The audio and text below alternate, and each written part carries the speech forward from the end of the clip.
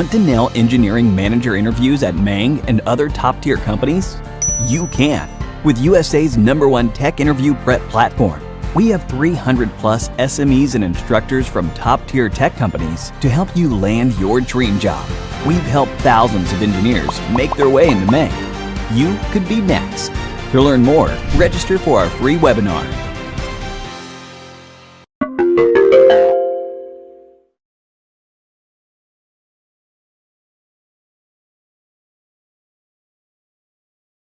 Just to start off, I guess this is a interview on recursions.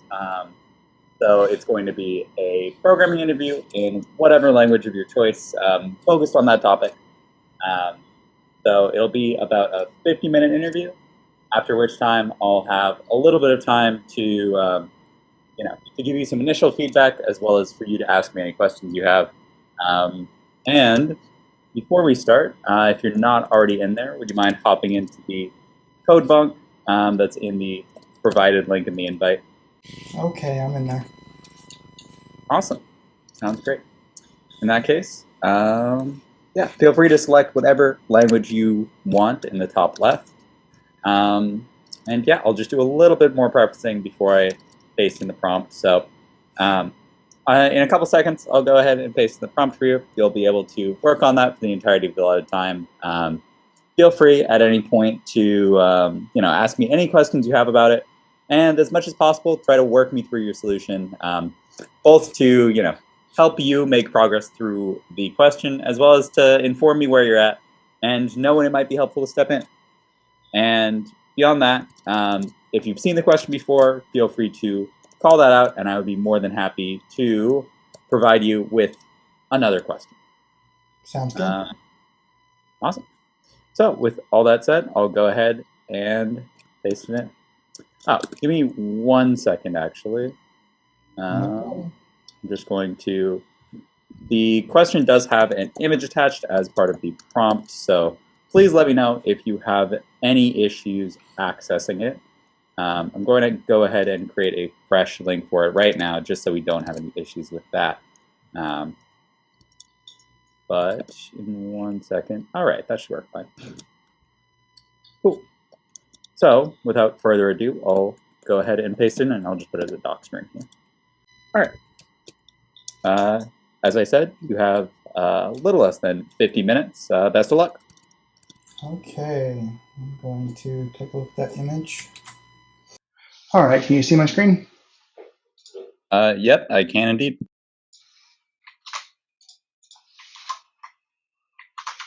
Oh, come on. All right, given n non-negative integers representing an elevation map where the width of each bar is 1, can you compute how much water it could trap after raining? So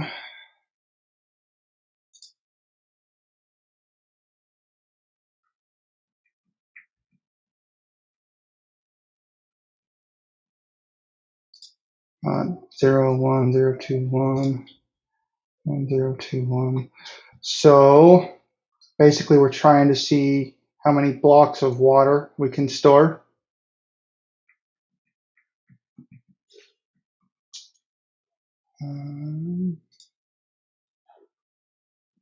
Yep, I think that's an accurate description. This is definitely an interesting problem that I have not seen before. Happy to hear it. That's definitely the goal. Okay, so sorry, I'm just thinking for a second of how to start breaking this down. No worries. Happy to give you a minute to think it over. Also happy to contribute more if you have any particular thoughts.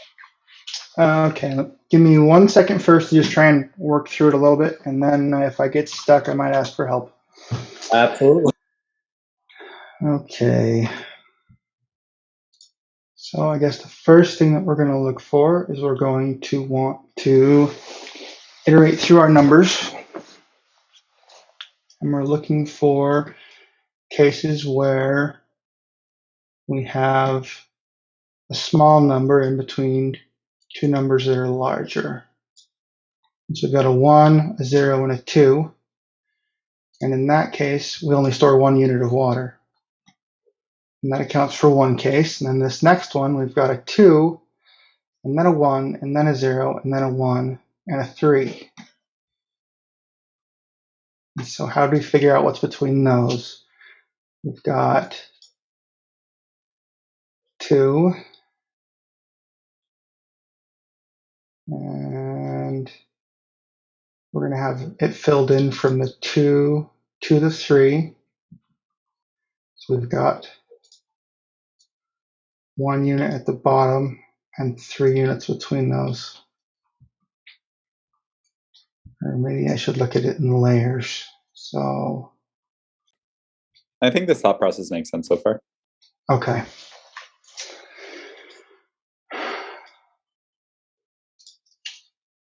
Oops.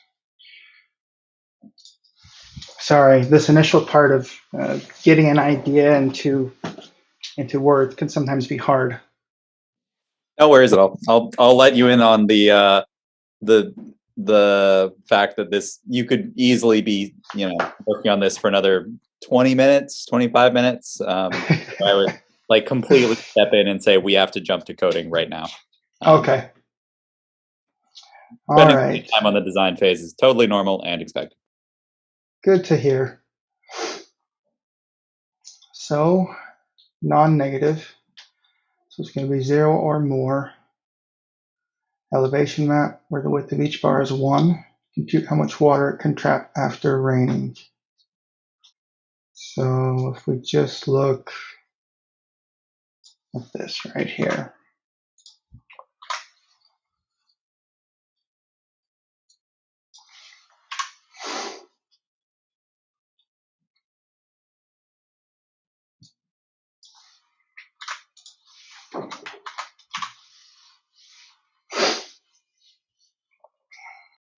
So looking at the image again, we go from 2.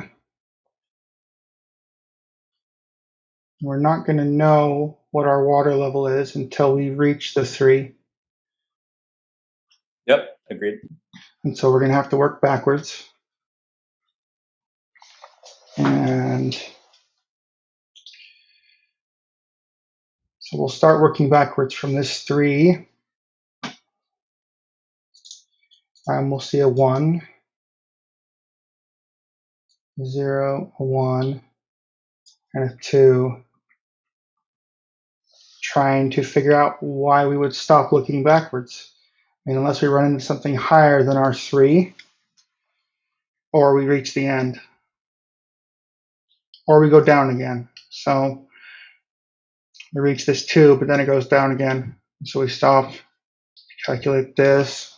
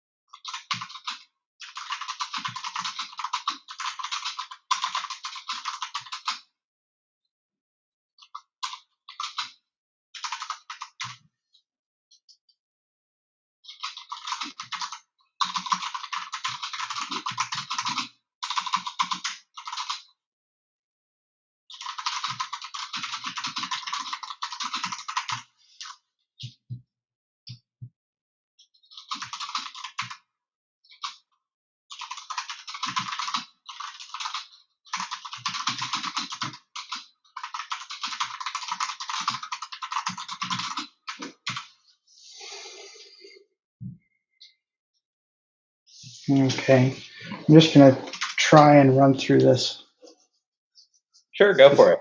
I think that would be helpful.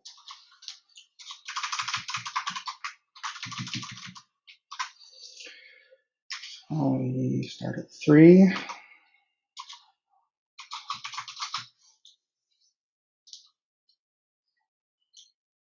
Go to 1. So difference of 2.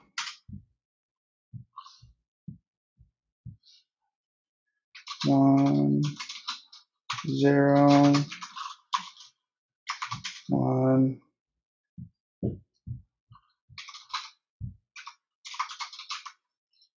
1.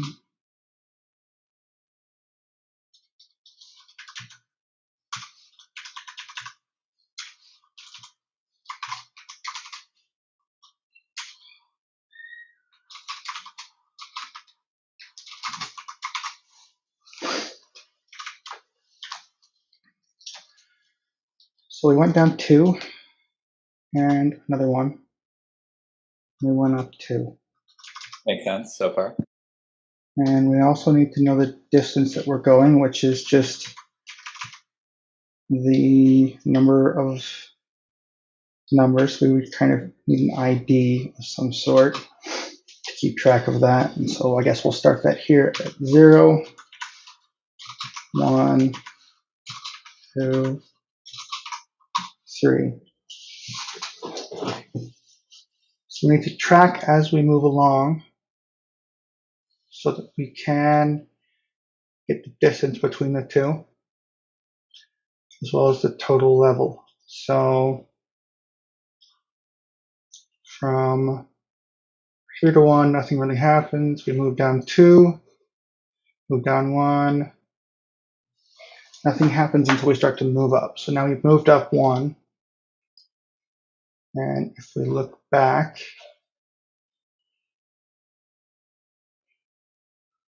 zero to 1. So as we go down and up, so do I really even need to pass through the difference, or can I just pass through the level?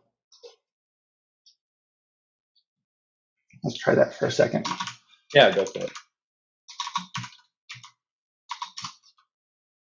What level we're ending on. So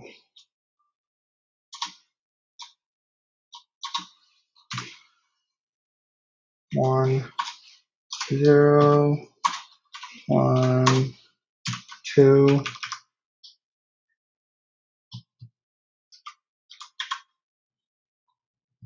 Okay.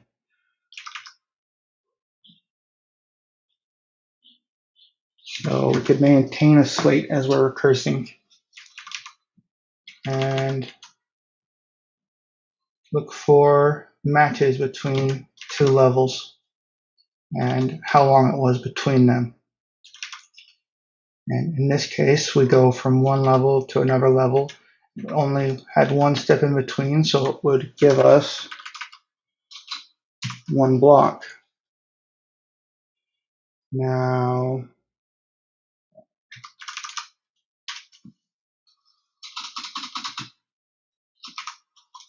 I guess this is kind of redundant, but we started somewhere.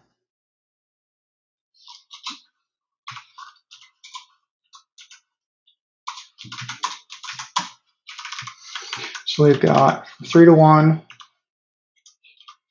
nothing really happens there, from 1 to 0, and from 0 back up to 1. And so from 1 to 1, we've got one block of water. And then when 1 goes back up to 2, we've already counted the block between these two, so we don't care about that anymore. All we care about is from this 2 backwards. So look from the 2 back to a number that's it or greater, back to this 3. And there's 1, 2, 3 blocks in between it. And so that equals 3 more blocks of water. Okay. So could you walk me through really quickly just what the high level of your solution so far is? Yeah. So we need to iterate through this, starting from, I guess, either end. It doesn't really matter. And we're looking for, like say, looking at this picture over here.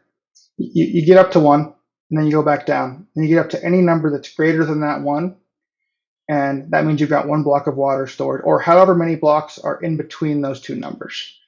And so, and then you go back up. And then when you get to this next area, you go down, and nothing happens because you don't know where your endpoint is. You go down one more time, and then you go up. And once you go up, you notice, you look back and see where it matches. So any number that is equal to the level you're at or greater, and that comes right back to this other block, and you count the blocks in between, and that is how many blocks of water you've got. Then you go up a layer again, and this one goes up to 3, and so you just look backwards, and the next highest is 2, and there's nothing higher than 2. It's looking too far though. And you count the number of blocks between. I guess that's kind of the brute force approach to this. And then you don't have. Yeah, the only thing I would be concerned about is how are you sort of doing this mechanism of looking back? So if you see that you're, say, at the 3 pillar, what are you referencing to find the 2 pillar? Like that the last height was 2. Yeah. And that's kind of what I'm trying to figure out, is how to structure this as code, or as a recursive problem or a tree. So as we move along, we have to store where we currently are, or we just need the index to where we are. Mm-hmm. And so when we get to this number and we're looking backwards, we can just start at the index we're at, and we can look backwards. The problem with that is that's going to be, that is brute force, because you could potentially go up a step every level and you'll always be looking back.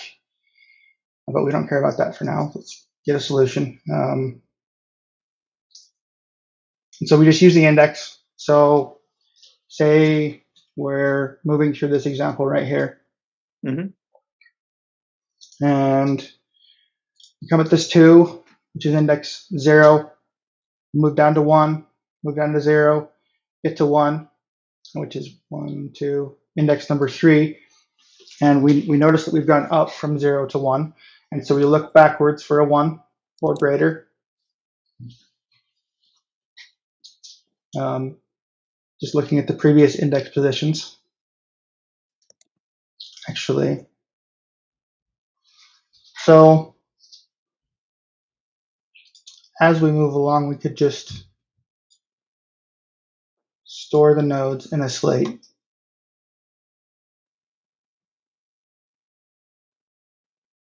As we move down, we get to 2, we put 2 in our array. Move down to 1, we put 1 in an array, move down to 0, and put that 0 in an array, same array. Move up to 1, 1 is greater than 0, we pop 0 off the array. We pop off the array until we get back to a 1. So I guess, we could try and do this a couple ways. We could try and look it up, but that would most likely be suboptimal in time. Makes sense. I would agree. Or we could just keep track of the levels that we came from. I guess that would, an array that would look pretty much like this. And say when we got to this 0, we would add it. When we got to this 1, we would, and so let's just look at it at that point. And we would have 2, 2, 1, 0. And we're currently at 1. And so we would pop this 0 off. So we would be at 2, 1. And we would keep track, if there was more than one number here, so how many items there were in between those 2, until we reach that 1. And we could add that to our total units of water. Interesting. I see. Um, So how would you assess the time complexity of that solution then? It would be the same. It would still be, well, if you had a worst case scenario input, then that would be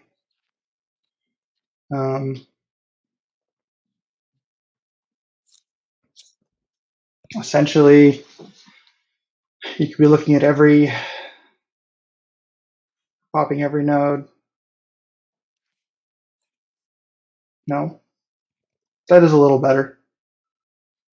Sorry, I'll admit that time complexity is not my greatest strength right now. No worries. Always good to work on. So what do you think would be better? I think keeping track of it like this would probably be better. Mm-hmm. But it might just be the same.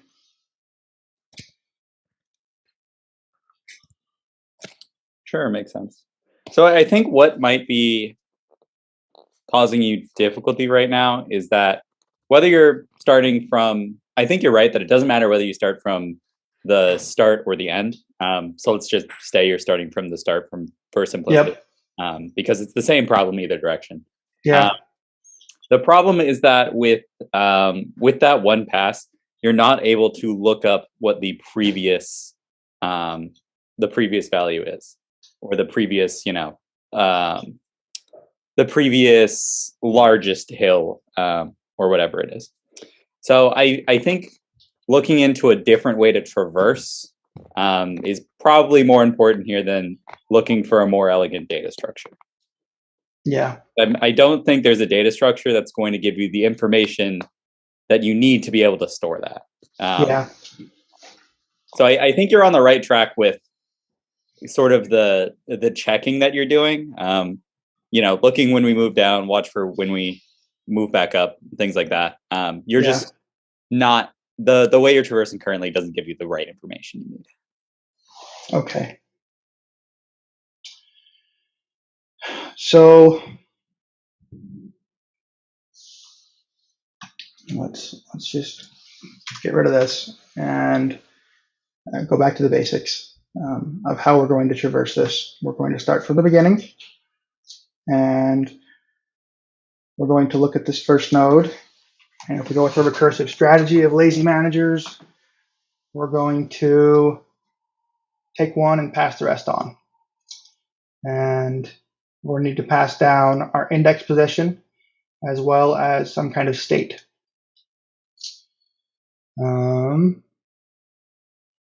Which I guess is kind of what I was trying to figure out as far as data structure goes, but I'm getting stuck on that. So we just continue to do that and pass, take one off and pass it down. And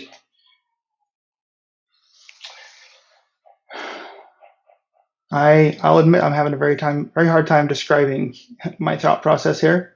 No worries. I think I have a basic idea of how to code for this. Sure, I would say at this point just to go for it. Okay.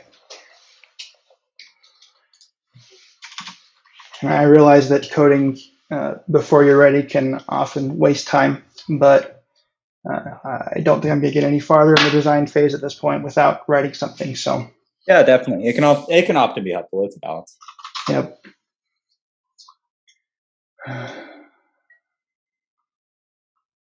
So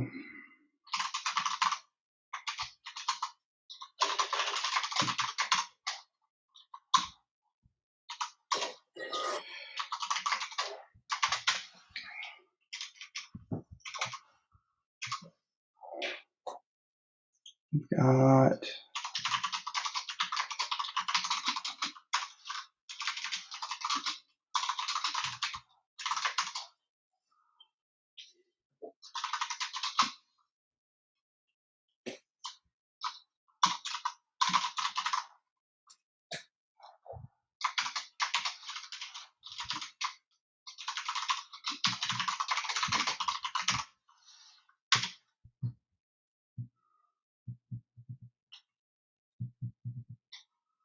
okay. So I guess we first need a base case. I guess one of the problems that I'm having is I keep looking at this as an iterative problem instead of a recursive problem.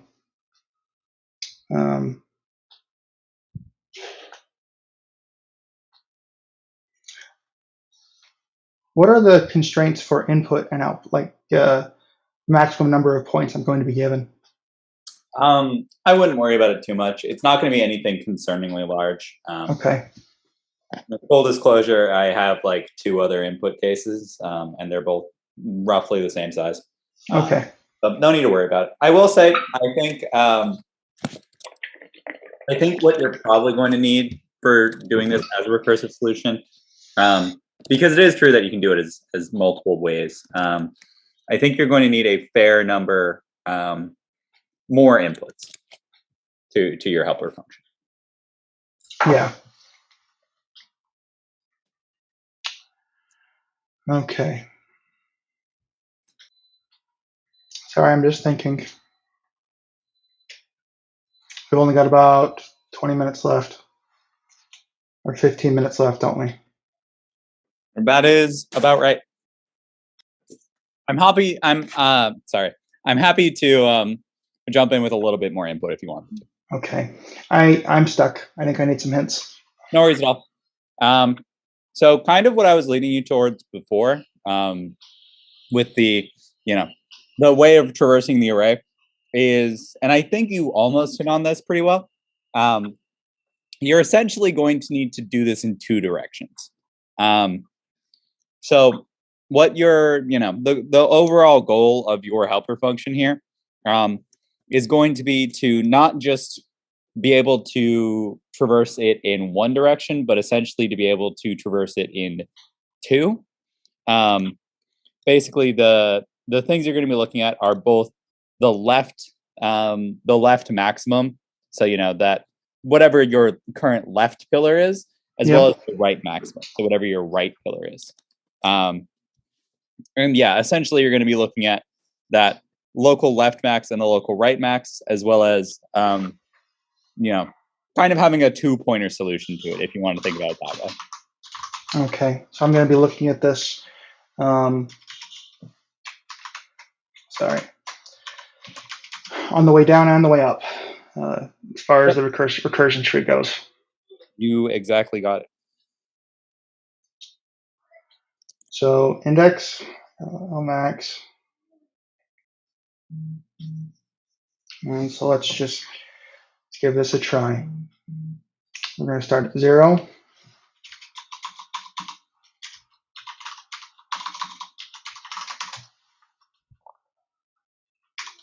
Our index, our L max is going to also be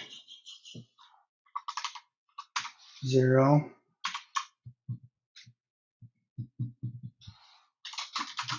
And we're not going to know what our R max is.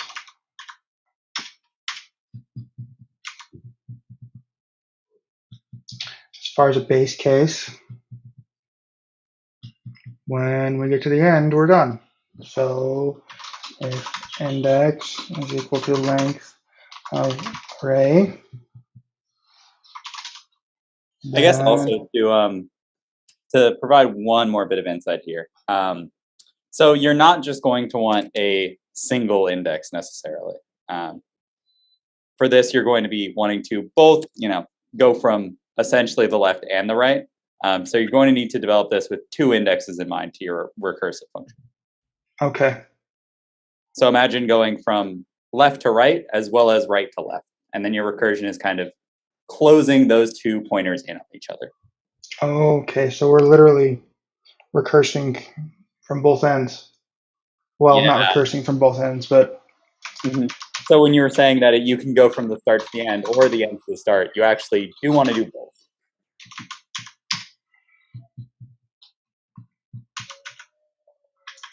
Okay, then this is not going to end at that point. This is going to end when LP greater than or equal to RP. What did I just do? Nope.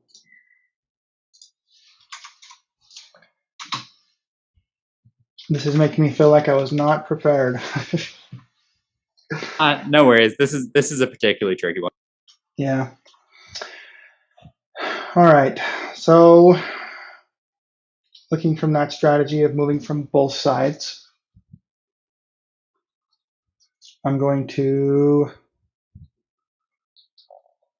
want to move both pointers. So helper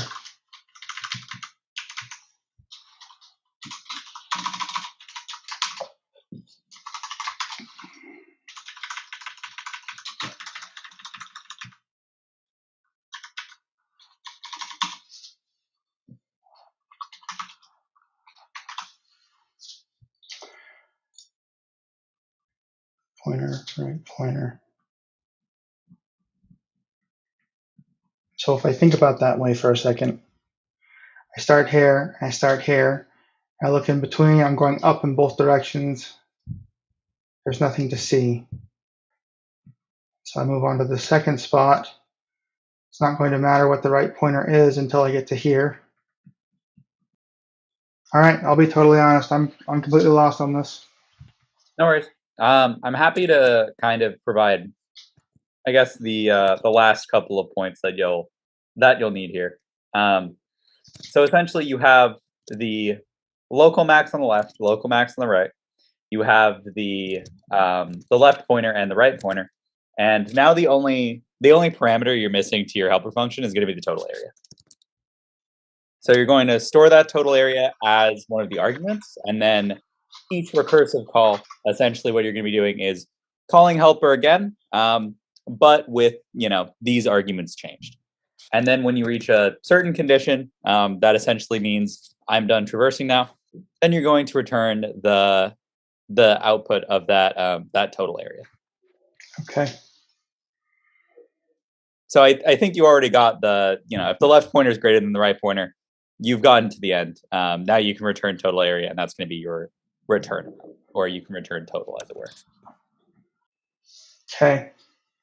So what I meant was, I understand what you mean by the right pointer and the left pointer and having an L max and an R max.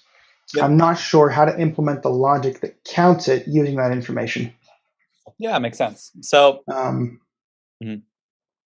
yeah. Yeah, so it's kind of going to be a let me think about how to explain this best.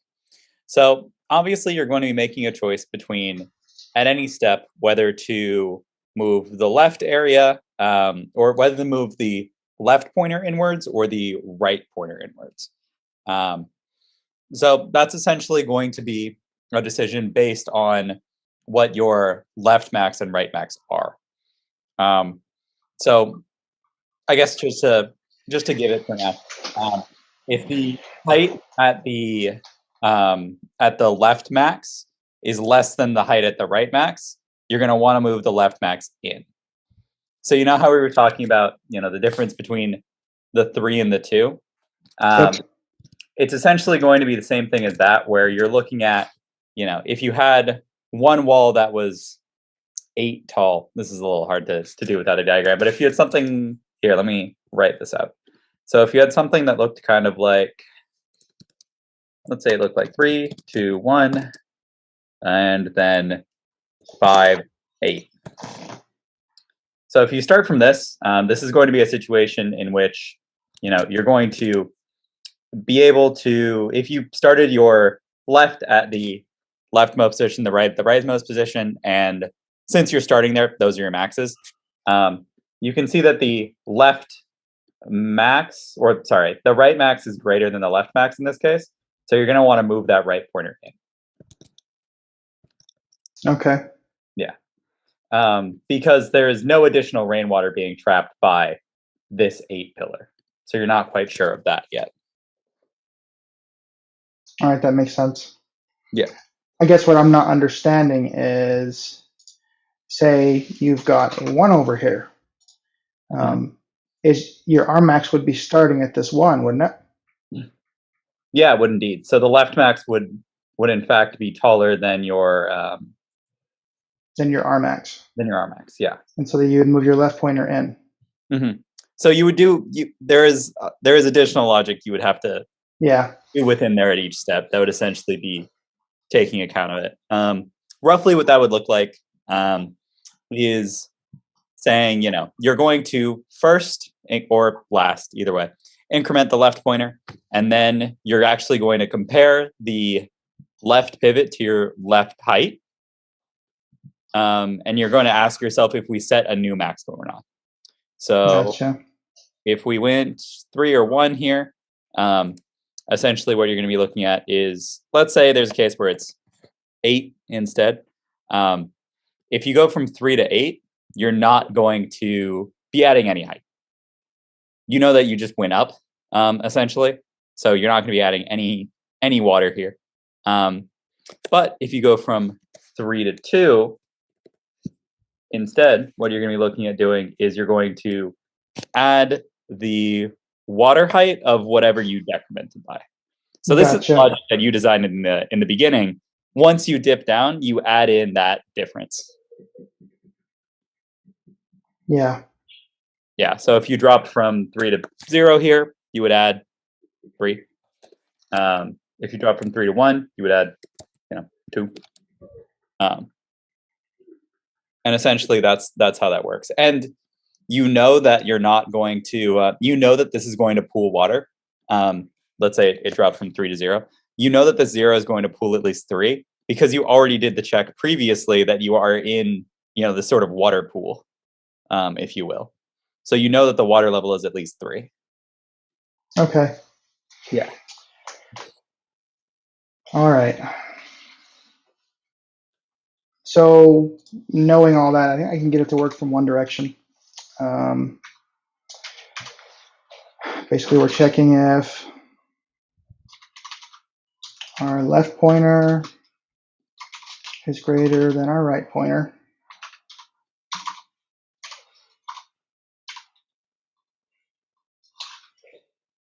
And I'll set it the other way. It's easier for my mind. The left pointer is less than our right pointer. Mm-hmm. Then we want to decrement our right pointer because it's too big. And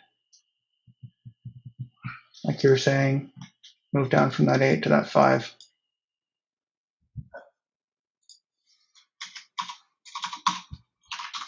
If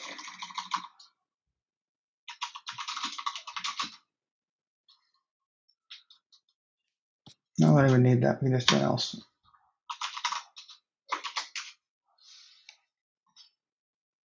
So if our left pointer is greater than our right pointer, then we're going to move our left pointer. So, and add to the total.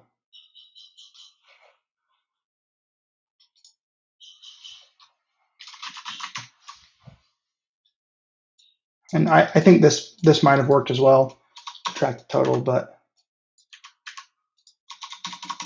Yeah, I believe with the nature of the recursion, it would have actually. Yeah. And so we're going to say total plus equals the difference between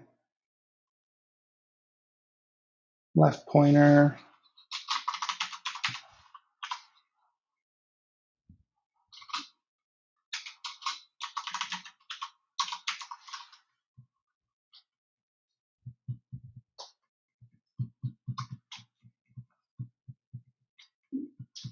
Only problem I see with this is if it goes up, if we decrement our left pointer, and this is a bigger number, and we just added the negative number, so we don't want to do that.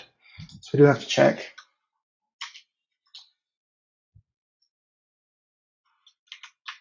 Or we do this at the next iteration.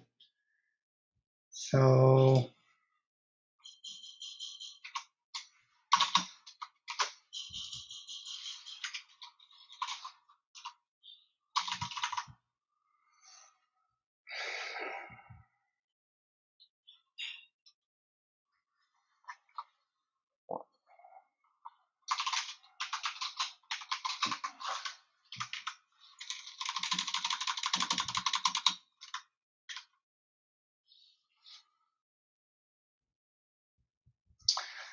I'm sorry, Anthony. I am feeling very hopelessly lost. No worries. And I don't want to waste your time. It is absolutely not a waste. I'm more than happy to either give you a couple more minutes if you wanted to continue working, or give you some initial feedback and provide some space for questions if you rather do that. I think at this point I'd rather do that. I don't see myself solving this problem, and at this point I've had so many hints that it wouldn't matter too much anyway. No worries at all. Yeah, totally happy to provide a little bit of feedback then.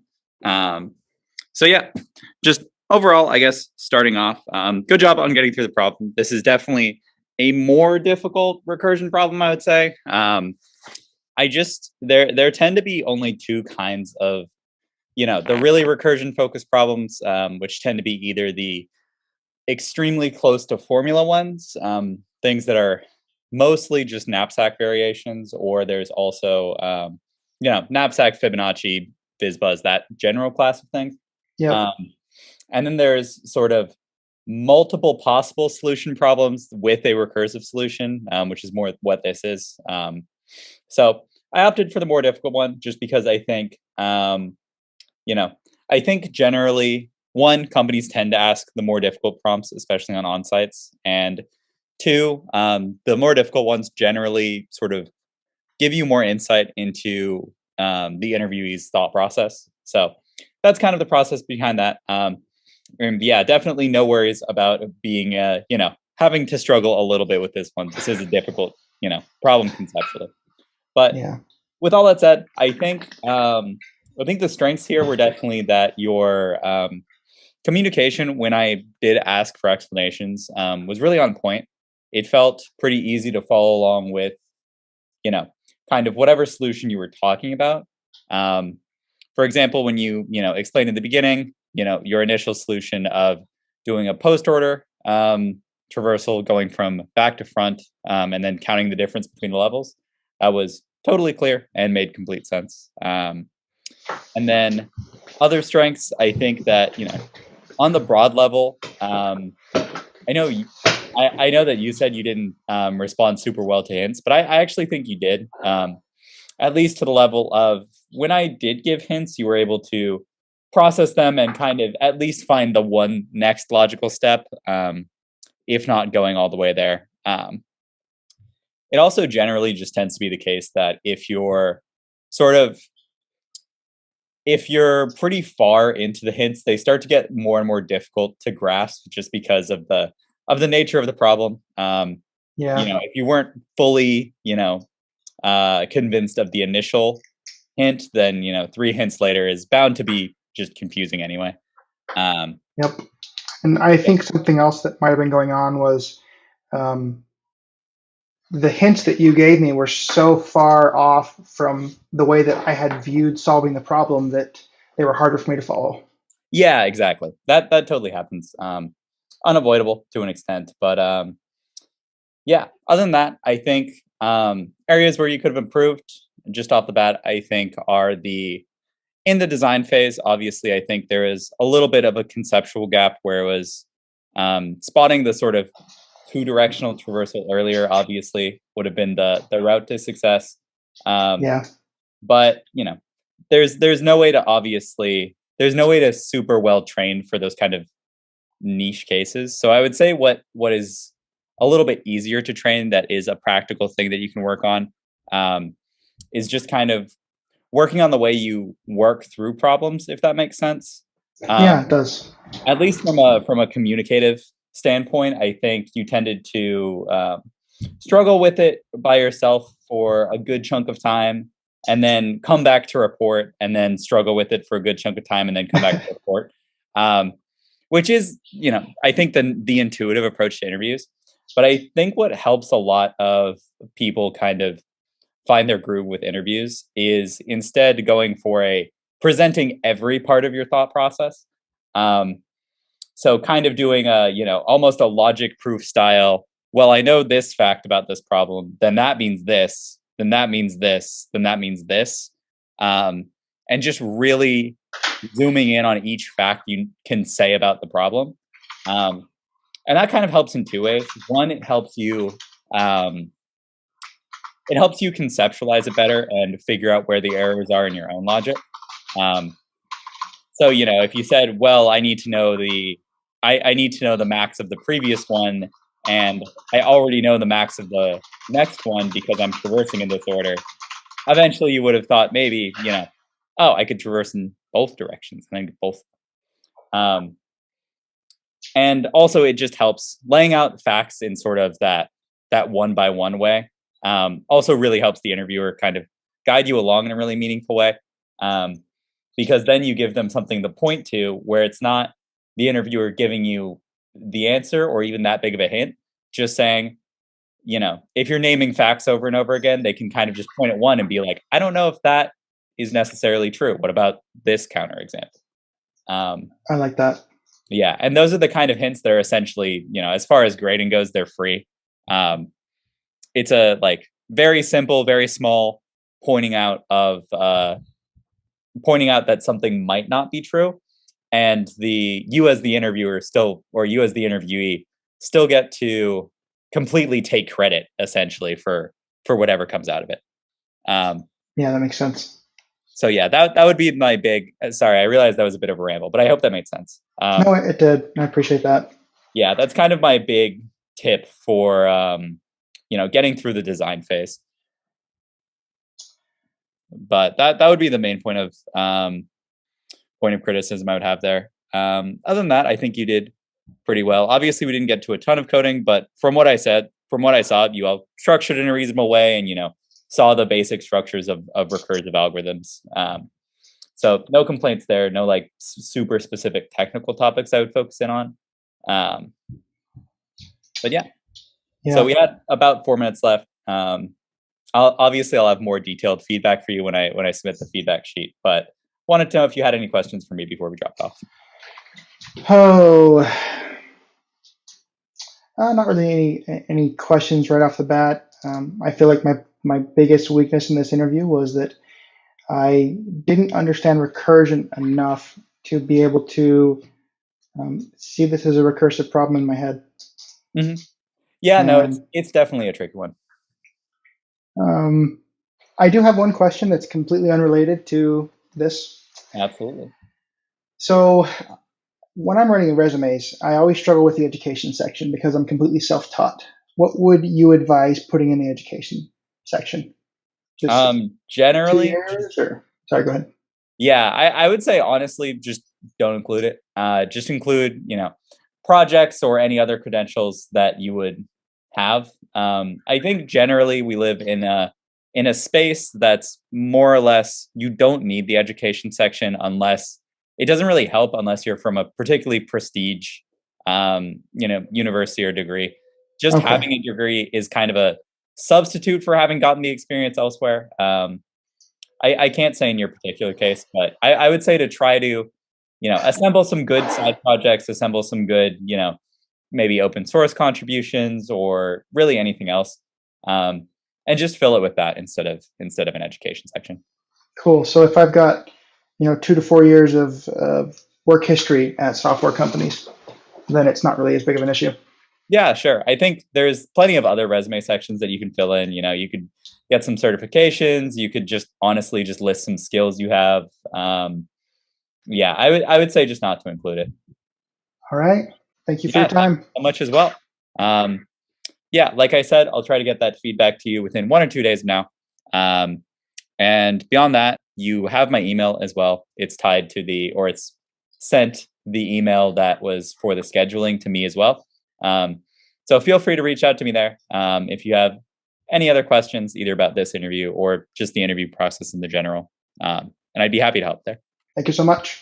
Awesome. Thank you so much as well. Have a good rest of your day. You too. Bye.